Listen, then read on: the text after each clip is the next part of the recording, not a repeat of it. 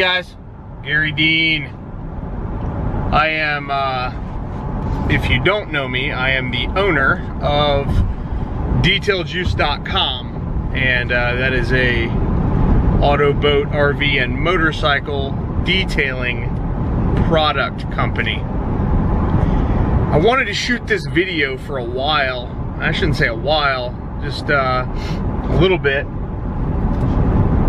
I've had my 2016 Ford F-150 Xlt Sport for a little over 2 months now, and I wanted to share my thoughts on it. When I was researching this particular truck, I found a lot of good information, but the information I'm going to share with you, I really couldn't find. So I am on my way back now from a little road trip that I took from Tampa, Florida, where I live, up to Virginia Beach, Virginia, and now I'm on my way back from Virginia. So I'm about halfway back now, and I've got some thoughts on the truck in general and fuel economy and that kind of thing. So this is, like I said, a 2016 Ford F-150 Xlt Sport. It's a crew cab with the short bed. It is, I've got 4,291 miles on it right now, and I put about 1,500 miles so far on this trip. And I can tell you that, per my calculations, this truck is getting about 20 miles per gallon on the highway. That is about 1.5 miles per gallon less than the computer says. And I'm trying to get all the facts straight before I spew them out. And so if, for example, if the computer says I'm getting 21.5 miles per gallon, I'm actually only getting 20 miles per gallon, which is actually what's going down. The way you figure out your miles per gallon is simple math. You basically fill your tank up with gas, run it till it's about empty, and then fill it up with gas, take the number of miles that your trip was, and divide it by however many gallons you put in the tank, and that will give you your average miles per gallon for that tank. So that's kind of where we're at, and so I'm getting about 20 miles per gallon, which I wouldn't say is horrible. I can tell you that the one problem I have with this truck, and I don't know that it's really even a problem to most, it's more annoying than anything. It's the auto start stop. Now you can get in the vehicle and start it up, and then you can disable it per that driving session, but when you get out of the vehicle again and turn the vehicle off, when you get back in, you have to turn it off again. I got a buddy who has a brand new BMW, and he also has auto start stop, but he can manually just override it and cut it off. And I wish that I had that option. Now, I have the 2.7 liter Ecoboost. Now, one of the main reasons I bought this engine is because it started life as a turbo engine, whereas the 3.5 liter was modified to be a turbo engine. And my experience with these trucks, I had a 2013 F-150. It was an STX with the 3.5 liter V6. I got about 15 miles a gallon in the city with that. I then I got an Escape, then I got a 14 F-150. Both of the 13 and 14 were super cabs. This one is a crew cab. And the 14, I bought the STX Sport, which had the 5 liter V8 option. It also had the center console and the bigger wheels, which is, I guess, the Sport package. And I got 15 miles a gallon with that thing around town.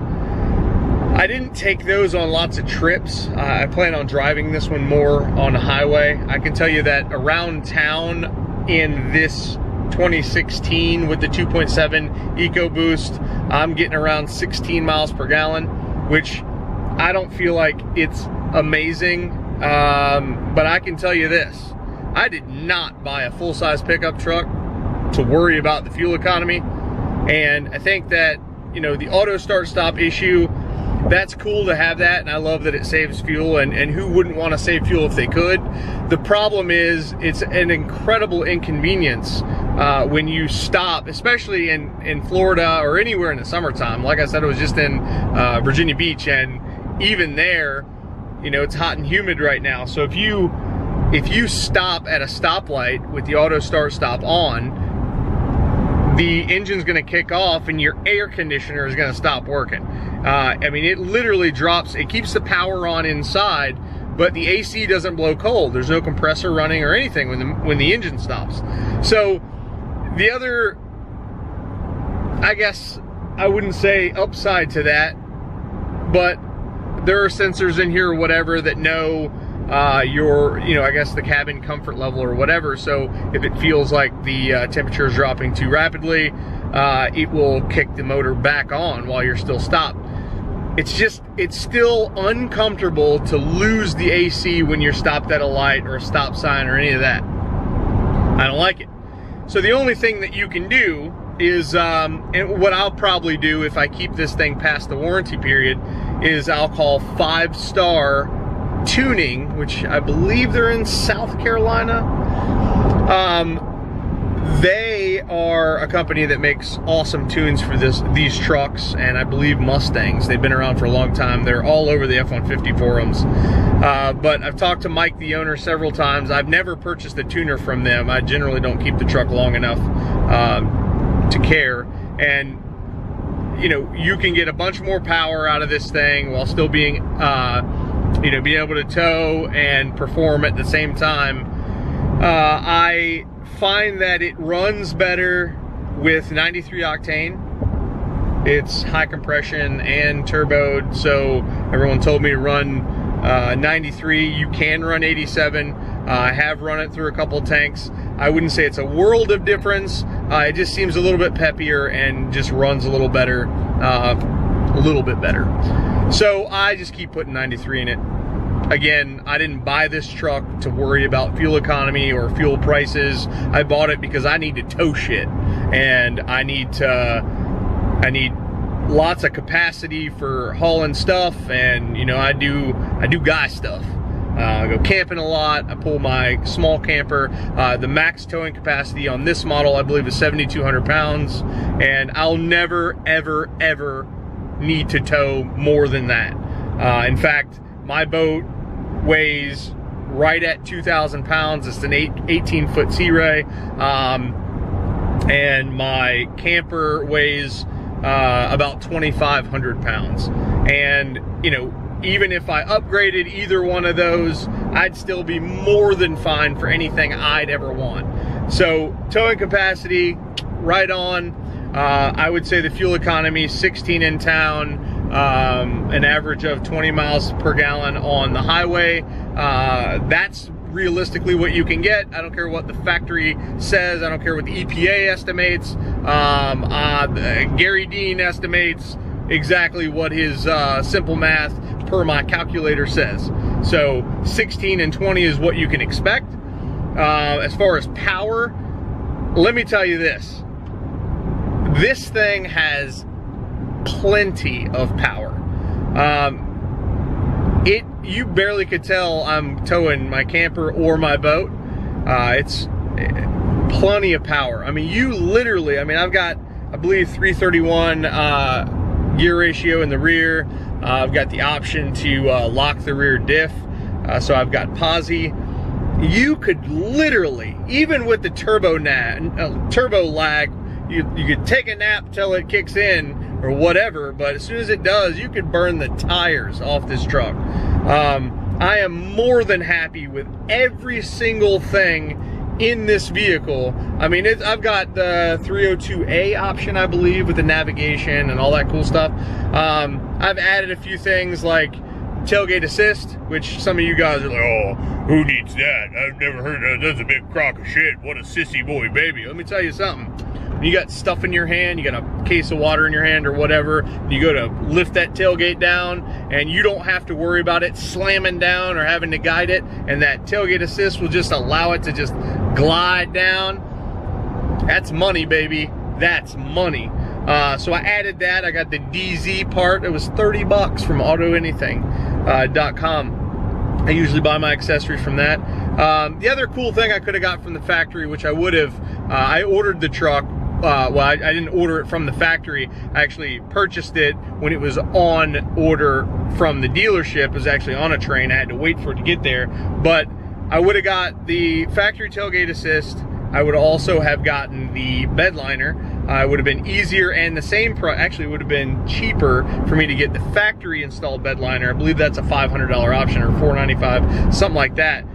Than it would have been for me to have to take my truck down to Linex, let them have it for a day, worry about all that drama, go pick it up, worry about the overspray from the Linex guy, because I'm pretty particular. Like I said, I own detailjuice.com. I also own a detailing service in Tampa, Florida, and I'm quite OCD. I'm very particular. So, you know, I had to get some overspray from the Linex out of the tailgate jam. And so as far as that goes, it would have been easier to just get it from the factory. And like I said, I paid $4.99 plus tax, so $5.30. I could have got it for maybe $30, $40 less going through the dealer if I'd have ordered the truck. The rebates made this truck worthwhile to buy. Unfortunately, I was in an accident on May 3rd of this year. I totaled out a 2016 Toyota Tacoma. I really liked that truck. Amazingly, the quality wasn't up to par. I had a crazy whistle in the window, and the steering wheel was a little cockeyed from the dealer. And those sealed transmissions they used, mine was 2.5 quarts low, so the transmission was slipping right off the dealership lot. So, you know, just little stupid things. And I'm, you know, again, take my advice for whatever you feel it's worth. I have owned 3 brand new Ford F-150s. Like I said, 13, 14, and then now the 16. I absolutely, without question, adore this truck. It's amazing. I'm a Ford guy through and through. You couldn't give me a Chevy that I wouldn't sell to buy a Ford. And that's not to say I got a problem with Chevy either. I don't. I just prefer Ford. I mean, I own an ADL Camino. I actually prefer the older Chevys to the older Fords. I'm not a Mustang guy at all. I would prefer a Chevy, old school, classic or toy, if you will. I got an ADL Camino, and that's my baby. But anyway, long story short, I'm not biased necessarily. I just prefer a Ford, so you know, that's where I'm at. So take the review for what it's worth. The navigation, very functional, it works well. Sync 3. I've got a power inverter in here in the front and in the back that works awesome. It's just very functional. It's just got lots of room in the back. You can see my little daughter back there. She's cruising with me. Say hi, Lily. Hi. So we're doing our thing, traveling a little bit today. This particular model also has the full panoramic moonroof. It's awesome. I love it. I love the truck. It's anything and everything you could want. The only other option besides the tailgate assist that I already have, the bed liner, which I already did, I always do Husky liners on the floor. They just keep your carpets looking awesome, and they're easy to clean. I also always do a bed cover, just so that I, you know, with having a detailing business or whatever, I keep tools and equipment back there sometimes, not all the time, but sometimes. And, you know, it's good to keep it out of the rain and, you know, out of sight, out of mind kind of thing. So push button start would have been awesome. Again, one of those random, maybe I'm being a little whiner about things, but you know, it is what it is. I can get what I want, and that's where I'm at. I just kind of I like the simple things, that's for sure. Push button start, leaving the key fob in your pocket, that would be cool. I can also tell you one of the smartest things I did as soon as I bought the truck, and you can see that in another video, is I did my new vehicle prep to it. Now, obviously, I only use my products from detailjuice.com because we manufacture them per my specs as a pro detailer. But a solid coat of Juice Boost was applied initially, and it's still going strong. Before I took this trip, I put a coat of Vitality Shield on it, which is my super heavy duty sealant. It can last up to a year depending on how you maintain it, and whether you maintain it with the perfect soap from my line or the infinite use detail juice. Anyway, if you want to learn about my products or my processes, you can either go to my website, detailjuice.com, and look around. My cell phone number is 813-846-4406. And you could also check out my group on Facebook if you're into detailing. It is Gary Dean's Detail Juice Nation. It's a group where we talk about only my products and my processes. I do things a completely unique way from the rest of the planet.